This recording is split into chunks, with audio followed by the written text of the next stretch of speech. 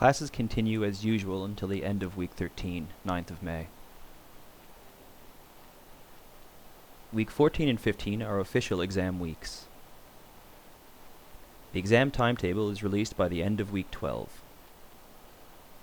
The results will be released to students via Moodle on 30th of May.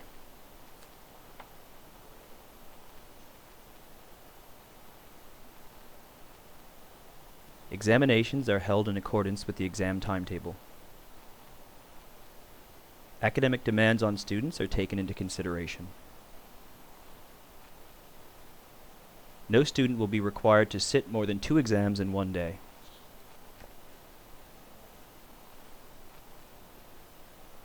Students should arrive at the exam room at least 10 minutes before the exam start time. All exams start at the time stated on the exam timetable. Students must bring photo identification to the exam and place it on the corner of the table. Silence should be observed as soon as students enter the exam room. If students need to speak to an invigilator, they should raise their hand.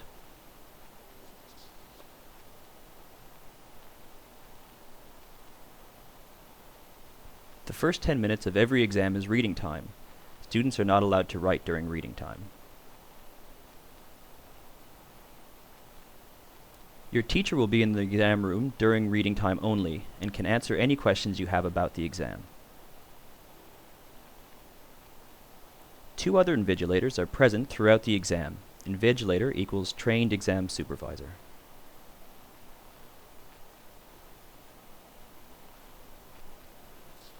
Students who are late to the exam can enter up to 30 minutes after the start time, i.e., if the start time is 9 a.m., students can only enter until 9:30 a.m.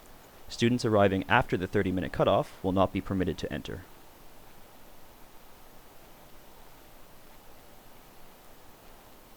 If a student arrives late, they are not given any extra time.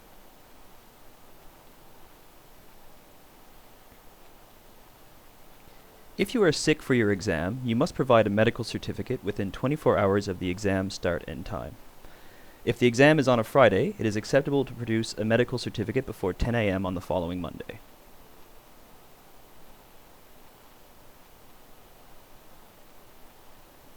Students with medical certificates will be offered an opportunity to sit a deferred exam at a time and date decided by MIT. If a student commences an exam but then decides that they are sick during the exam, a deferred exam will not be offered.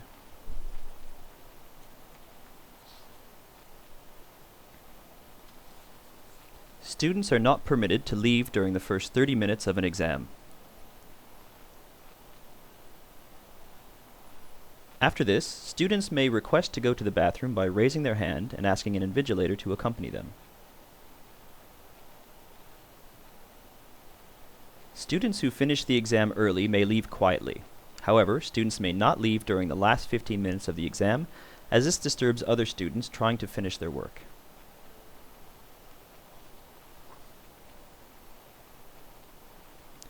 Students are permitted to take purses, wallets into the exam room and place them under the desk or in their bags. Bags are placed in the designated bag area.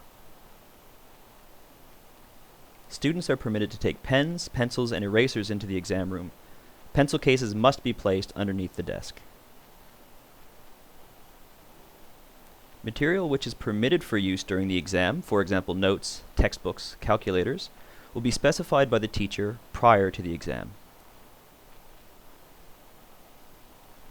No mobile phones are allowed. These must be switched off and placed in your bag.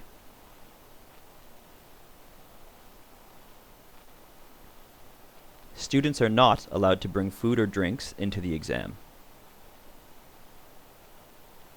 Bottled water is allowed.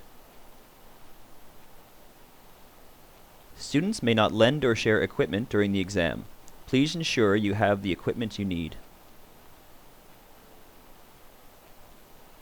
Students are not permitted to remove any exam papers, answer sheets, or notes from the exam room.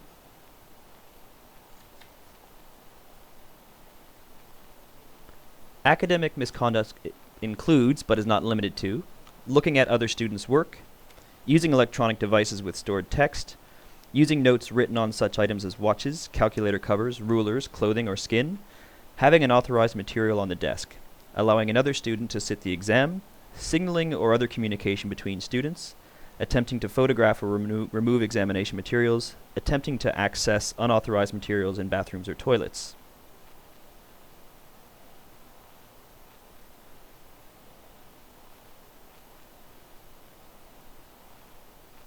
Strict penalties will apply to cases of academic misconduct.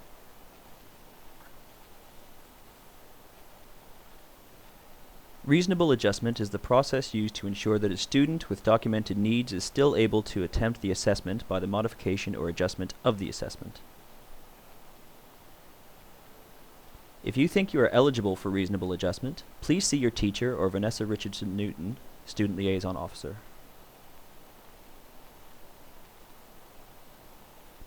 Diploma students only.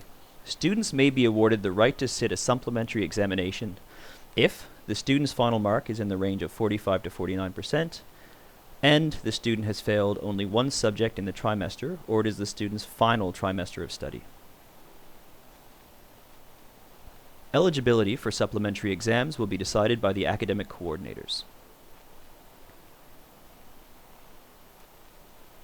Students can only receive a final maximum mark of 50% as a result of sitting a supplementary examination.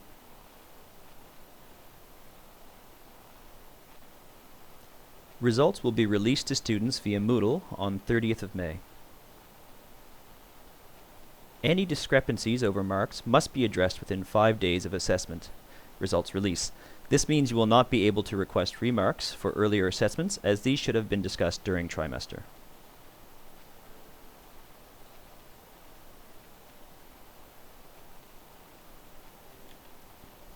Grace marks, or extra marks to help students pass, units are not given at MIT. This practice may exist in other cultures, but it is not part of Australian university culture. For more information on MIT's assessment policy, visit our website.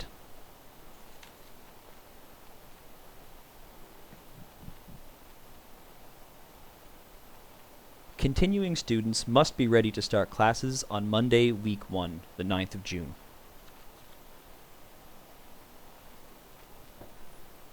Due to a rise in the number of students arriving late to courses, MIT has decided to enforce our policy on trimester start.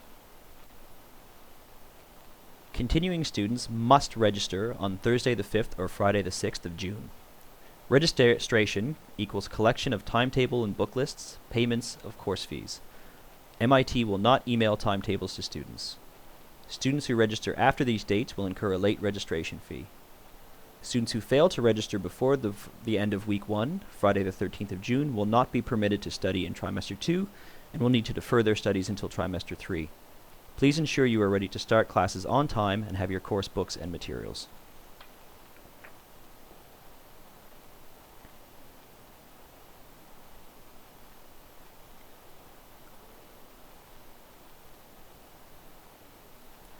Please see the MIT office if you have any further questions.